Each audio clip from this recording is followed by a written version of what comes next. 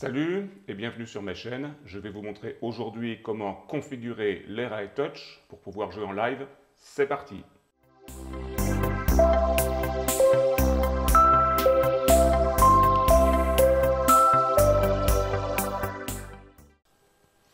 Eh bien, nous voici devant la configuration, avec ici l'Era Touch. Vous voyez qu'il n'y a absolument aucune configuration. Voici le résultat qu'on voudrait obtenir.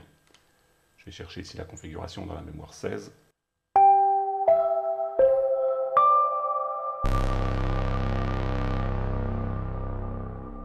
Voilà, je vais vous montrer comment faire cela. C'est extrêmement simple. Pour ce faire, on va utiliser le logiciel Era Lab qui est fourni avec l'Era Touch. On se retrouve sur l'écran avec l'Era Lab, le temps de l'afficher. Le voici. Voici le logiciel qui permet de configurer l'Era Lab. Si je regarde ici la mémoire 16 que je charge, ce qu'il y a sur l'appareil, on va bien retrouver exactement la même configuration sur la tablette tactile que sur l'écran. Voici comment faire la configuration. Pour vous montrer, je vais prendre une mémoire vide. Je vais ajouter ici une nouvelle touche, qui correspond à un pad. Voilà, ce pad, je vais lui dire qu'il écoute sur le canal numéro 4, sur la 3e octave.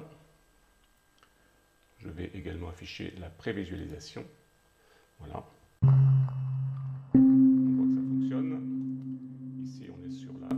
Sur un Do, on va ajouter une deuxième touche ici pour pouvoir cette fois-ci écouter un Sol. Voilà qui est fait, 3e octave. Ah, pardon, on n'est pas sur le bon canal. Canal 4. Voilà, vous allez ensuite pouvoir configurer les différentes couleurs, l'arrière-plan. Par exemple ici, je vais dire que l'arrière-plan est en jaune, par exemple. Voilà. Et sur la note d'à côté, pourquoi pas, on va pouvoir dire que l'arrière-plan, par exemple, est en bleu, ce qui permettra de mémoriser les notes, par exemple. Quand cela est terminé, voici donc ce que ça donne, avec ici toutes les notes. J'ai choisi ici deux instruments. J'ai choisi ici un instrument qui écoute sur le canal 5, avec la gamme pentatonique de, non c'est pas un gros mot, de Do majeur.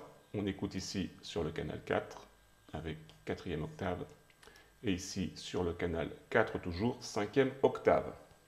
Voici le résultat.